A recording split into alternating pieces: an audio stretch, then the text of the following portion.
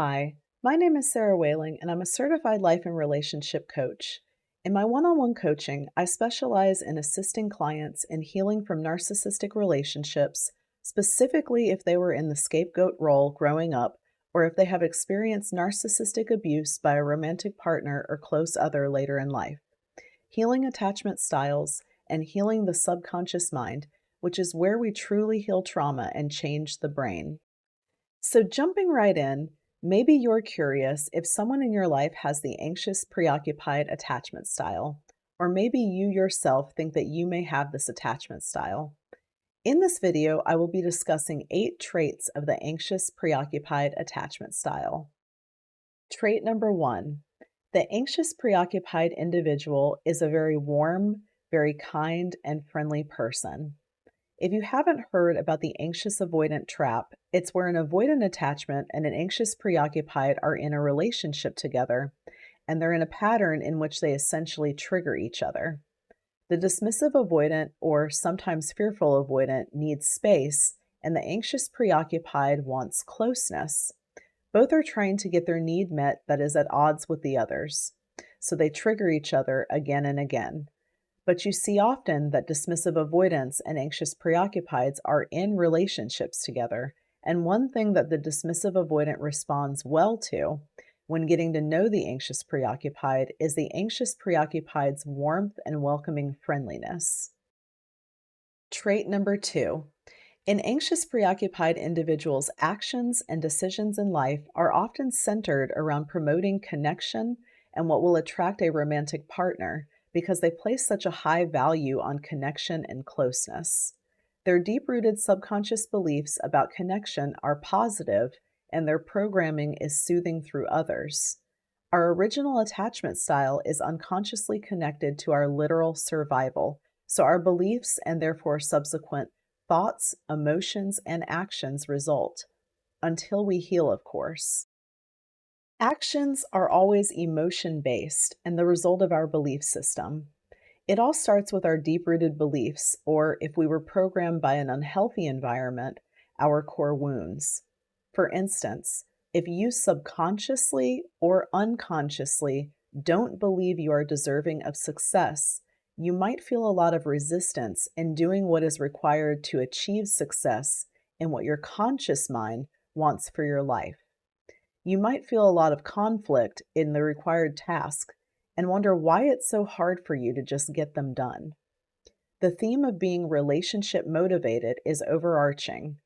For instance, an anxious, preoccupied individual might set certain goals in life because they believe that that would make them the ideal partner or attract a partner.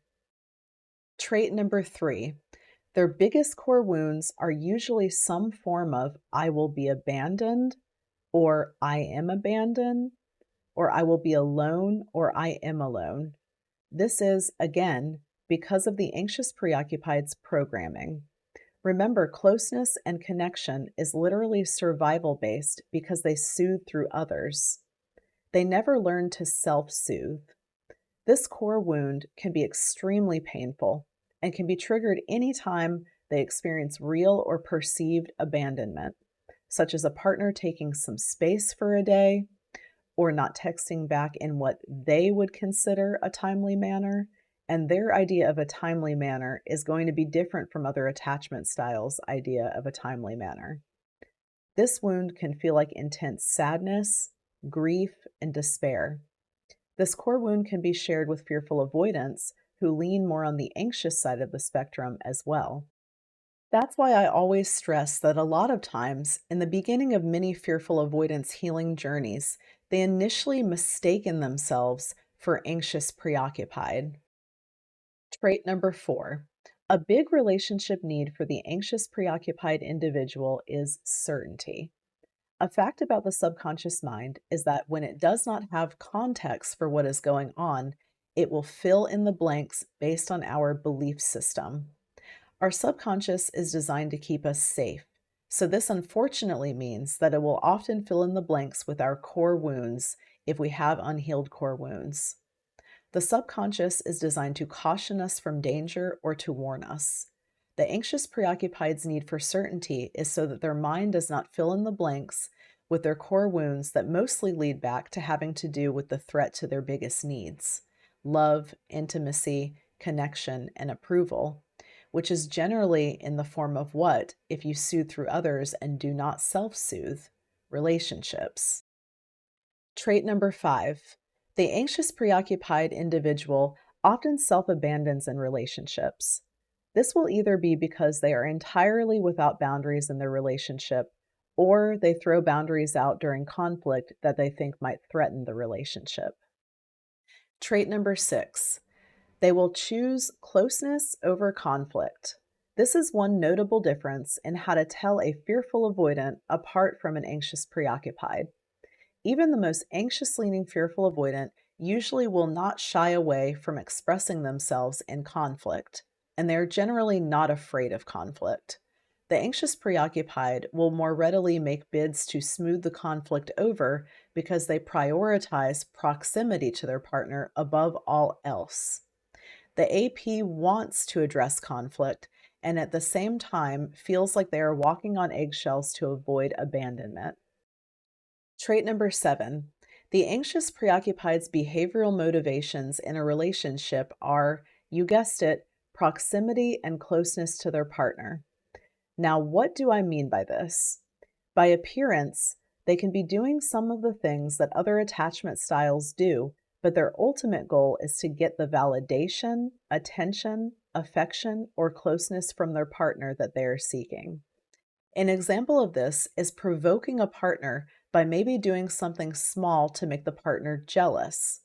While other attachment styles might be trying to push someone away, the anxious preoccupied's goal in this one is trying to get the reaction that gives them the reassurance or validation they are seeking. This can be something an anxious leaning fearful avoidant has in common with the anxious preoccupied. Trait number 8: they may have been referred to as clingy by a romantic partner at some point. This is all about them trying to maintain proximity to their partner. And remember, this is a trauma response based on their highest core wounds. The anxious, preoccupied individual often has subconscious expectations as well, such as, my partner should soothe my emotions, and my partner should give me certainty always. And the highest priority in life once you're in a romantic relationship is the relationship. So, even if they are not being physically clingy, we can see how this can create this type of experience and vibe for their partner, especially if their partner has core wounds that directly conflict with these types of beliefs, such as, I am trapped, or if the partner has a big need for freedom. It can create an uncomfortable environment for such partners, which the anxious preoccupied often ends up with partners that are in conflict with their beliefs because of their subconscious comfort zone. If I self abandon, then I'll likely be comfortable with someone who I feel is abandoning me, right? Because our subconscious comfort zone starts with the relationship to self. I hope that this video was informative and helpful if you're curious about someone in your life being anxious, preoccupied, or if you yourself think that you may have this attachment style. As with any insecure attachment style, anxious, preoccupied attachment style is something that can be healed and transformed into secure attachment. And this is something that I help my one on one clients with. I will be coming out with free content in the future, so be sure to subscribe if you haven't already and hit the bell so that you don't miss anything. And please hit that thumbs up button below this video and give it a like and share if you found this valuable. Thank you again for being here, and thank you so much for your continued engagement.